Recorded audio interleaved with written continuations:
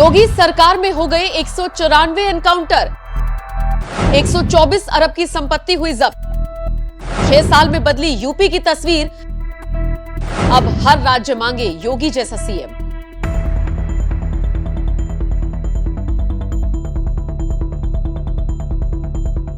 नमस्कार, आप देख रहे हैं एनएमएफ न्यूज और आपके साथ मैं हूं नम्रता चौधरी।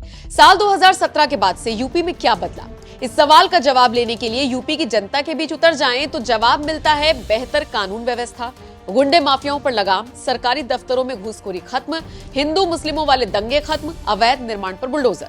कुछ लोग तो डंके की चोट पर एनकाउंटर भी बोल देते हैं। प्रदेश की जनता के बीच पिछले 6 सालों में योगी आदित्यनाथ का विश्वास जबरदस्त तरीके से बढ़ा है। 1-2 मामले छोड़ दिए जाएं तो ज्यादातर मामलों में सरकार का एक्शन हमेशा देखा गया। शायद इसीलिए 5 साल तक मेहनत के सत्ता चलाने का अंदाज देखने के बाद प्रदेश की जनता ने उन्हें एक बार फिर से सीएम बनाया। हालात आज ऐसे हो गए हैं कि चोर डकैत सब लुप्त हो गए। इतना ही नहीं, किसी की जमीन पर कब्जा करके अपने नाम करवा लेने वाले भी गायब होते जा रहे हैं। अपराधियों के बीच योगी का खौफ इस कदर है कि या तो वो यूपी छोड़ रहे हैं या फिर अपराध को ही टाटा बाय बाय बोल रही हैं। पिछले 6 साल का एक आंकड़ा सामने आया है जो ये बताता है कि योगी सरकार ने अपराधियों पर नकेल कसने में किस तरह से कामयाबी हासिल की। आंकड़ा कहता है कि योगी सरकार में अब तक 194 अपराधियों को ढेर कर दिया गया, जबकि 124 अरब से ज्यादा की संपत्ति जब्त कर ली गई। चलिए ग्राफिक्स के जरिए समझिए योगी आदित्यनाथ की सरकार में किस तरह से अपराधियों के हौसलों को पस्त किया गया।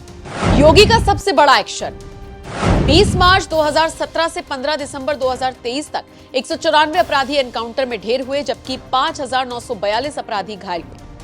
20 मार्च 2017 से 10 दिसंबर 2023 तक 25,000 के इनामी 16,014 अपराधी, 20 से 25,000 के इनामी 1,633 अपराधी और 50,000 से ज्यादा के इनामी 190 अपराधियों को गिरफ्तार कर जेल भेज दिया गया।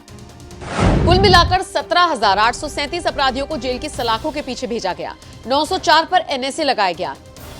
गैंगस्टर अधिनियम के तहत 124 अरब 4 करोड़ 8,52,161 रुपए की चल अचल संपत्ति को जब्त किया गया। योगी आदित्यनाथ एक बार नहीं, 2 बार नहीं, बल्कि लगभग हर मंच से दहाड़ते हुए यही कहते हैं कि अगर बहन बेटियों पर कोई आंच आई तो वो बख्शेंगे नहीं। उनके ऐसे ही एक धाकड़ बयान के साथ आपको छोड़े जा रही हैं। फिलहाल आप इस आंकड़े पर और इस खबर पर और योगी के काम करने के स्टाइल पर क्या राय रखते हैं, कमेंट करके जरूर बताएं।